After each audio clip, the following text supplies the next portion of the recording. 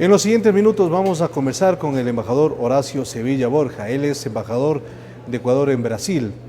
Él va a conversar con nosotros sobre diferentes temas que tienen que ver con esta relación bilateral, pero por supuesto respecto a lo que ha significado este encuentro de embajadores, los 60 representantes de Ecuador en el mundo.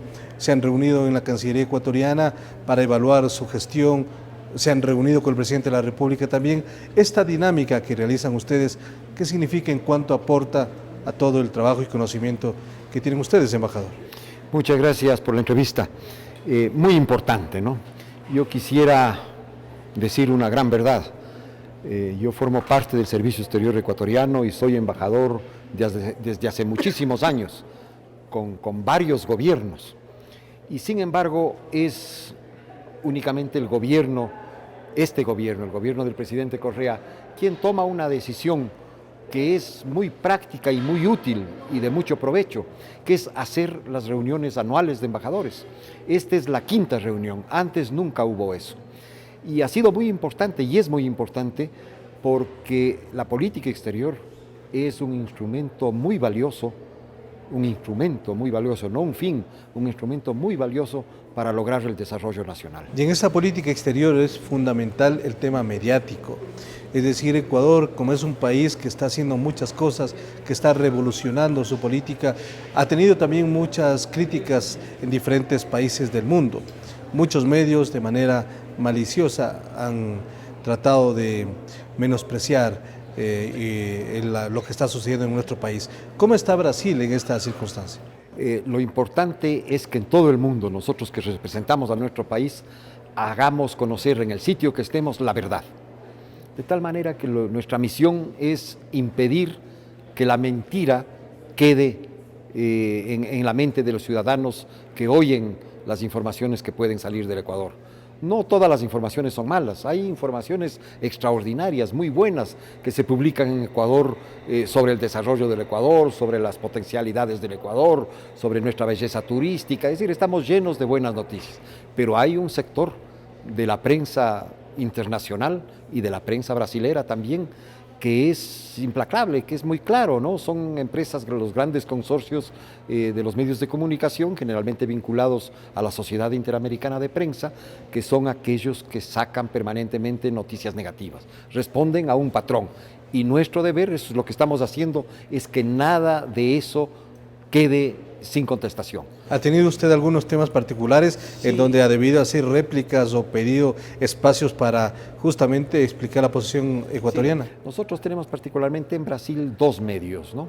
La gran cadena O Globo, que es una de las cadenas mundiales más poderosas, y una revista muy interesante, pero muy de ultraderecha, que tiene el objetivo de atacar no solo al gobierno del Ecuador, de atacar a todo lo que suene a un gobierno progresista en América Latina y en el mundo, que es la revista Bella.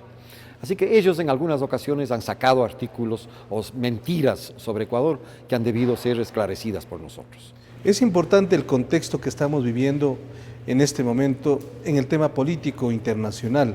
Ecuador lidera algunos acontecimientos, actualmente preside la CELAC y el próximo año van a haber dos encuentros internacionales fundamentales. El uno, justamente presidente de CELAC en el mes de enero y más adelante encuentro con los países africanos, sudafricanos. ¿Cuál es el interés, la importancia que pueden tener estos encuentros aquí en Quito? Como yo te decía anteriormente, respondiendo a la primera pregunta, es muy interesante que tengamos, desde que el presidente Correa está en funciones, estas reuniones anuales de evaluación de lo que hace el Servicio Exterior ecuatoriano, dada la importancia que tiene el Servicio Exterior ecuatoriano en nuestro desarrollo nacional.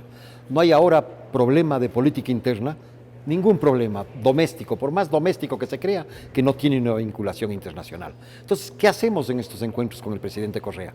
Nosotros informamos qué hemos hecho durante el año, ¿no? Siguiendo las directivas que nos han dado el año anterior, cuáles han sido los logros que hemos hecho y qué no hemos podido hacer y por qué.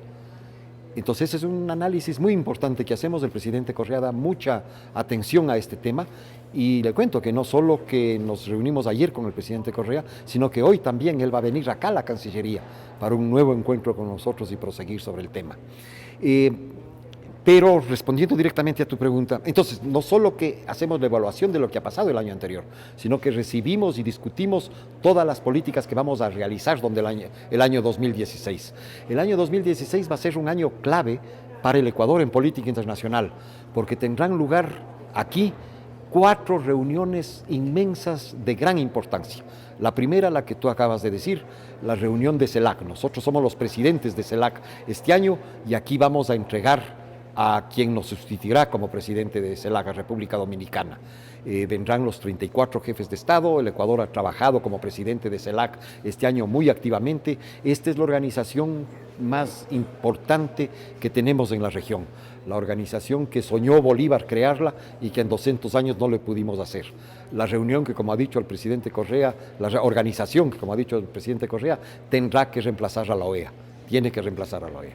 Entonces tendremos aquí el honor de en enero tener esta gran reunión de los jefes de Estado de los 34 países de nuestra región. Pero luego en mayo habrá la reunión más grande que el Ecuador ha realizado en el curso de toda su historia, ¿no? Es una reunión que une a los países africanos con los de nuestra región. Potencialmente podrán venir a esa reunión más de 100 jefes de Estado, quiere decir la mitad de América Latina. Y estas reuniones, del que sean en el Ecuador, no es producto del azar. Es producto, primero, de la importancia que el Ecuador sigue teniendo en el mundo internacional como un actor y que pueden abrir, de peso. Sin lugar a dudas, intercambios comerciales, políticos posibilidades inmensas, espectaculares. Pero digo, no, esto no viene al azar, sino que es por ese prestigio que el Ecuador ha ganado en el mundo en los últimos años y por el trabajo del Servicio Exterior ecuatoriano. Existen extraordinarias posibilidades de que esto sea exitoso. También habrá a mediados de año, en agosto, una reunión mundial indígena y finalmente en noviembre la gran reunión de Habitat 3, una reunión que se hace para las ciudades en el mundo. Es una reunión que tendrá acá muchísima gente. De tal manera que va a ser un año muy importante en el Ecuador de las relaciones internacionales y por eso es bueno que estemos coordinando las autoridades de Cancillería, la Presidencia de la República y las misiones que el Ecuador tiene en el exterior sobre toda esta agenda de política internacional. Embajador, respecto a la situación económica de América Latina y de Brasil fundamentalmente, el Brasil es el gigante suramericano que depende muchísimo de los otros países. ¿Cómo está la situación económica en Brasil, que también tiene obviamente un tema político fundamental? Brasil es la 7ª potencia económica mundial. Se pensaba que en este año iba a ser la 6ª potencia económica mundial, superando a Francia. Sin embargo, por distintas circunstancias de la crisis internacional, ha habido una baja muy sensible del crecimiento en América Latina en general. Un frenazo. Es decir, un frenazo de nuestro desarrollo. Brasil crecía en los años anteriores a cifras arriba del 5%, 6%, parecidas a las que nosotros crecemos ahora. Pero sin embargo, pues dada la crisis internacional, Brasil ha sufrido una muy grave un grave freno en su desarrollo económico y en los últimos años no solo que no se ha desarrollado, sino que ha tenido un desarrollo negativo. Es decir, es una situación muy compleja para el cual el gobierno de los trabajadores en el Brasil está tomando todas las medidas necesarias para superarla. Pero esta es una crisis que nos ha afectado a todos y en América Latina hay países que se afectan más, ¿no? Como el caso de Brasil, otros menos, dadas las políticas internacionales que nosotros hemos desarrollado, pero pues estos años, dadas los distintos factores, entre ellos la crisis económica que comenzó en los Estados Unidos por la falta de control a las instituciones financieras, la caída de los precios de primera necesidad, que producen las materias primas, todos los precios de materias primas, sobre todo del petróleo, ha significado pues este decrecimiento económico que tenemos que afrontarlo con medidas de emergencia hasta superarlos. Y en el tema político, Brasil también está con algunas dificultades con los grupos políticos de oposición que tratan de ponerle en el banquillo a la presidenta Dilma Rousseff. ¿Cómo está la situación ahora? Mira, es igual, ¿no? La prensa que enemiga de los procesos de cambio, Brasil ha tenido uno de los éxitos más extraordinarios que ha tenido país alguno. Ni siquiera la China ha logrado reducir en tan poco tiempo a 50 la pobreza.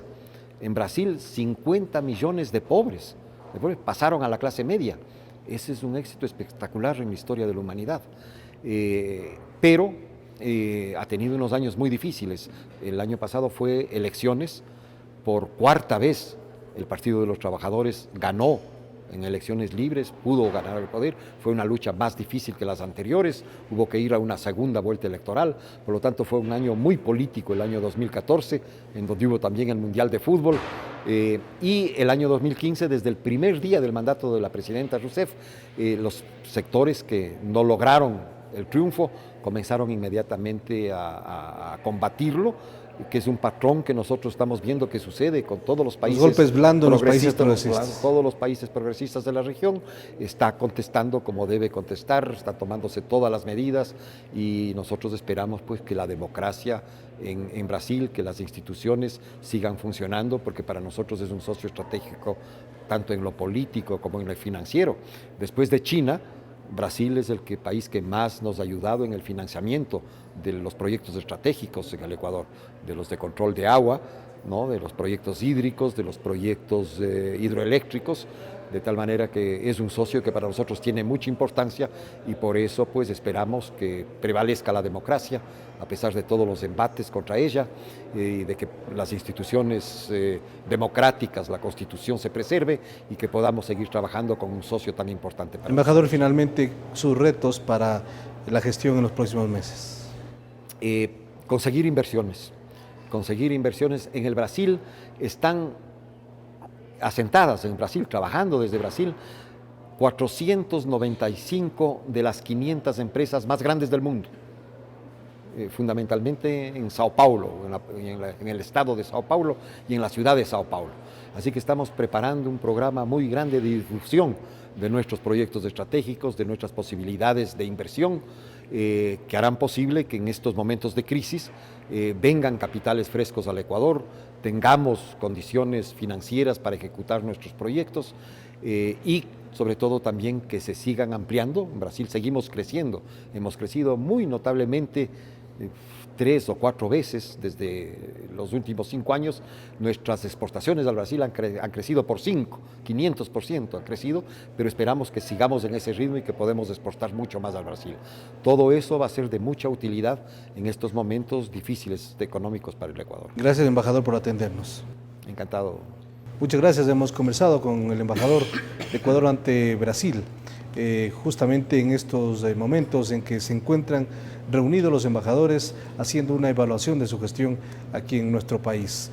Hacemos una pausa, vamos a regresar más adelante con más diálogos con los representantes de Ecuador ante diferentes países del mundo. Enseguida regresamos.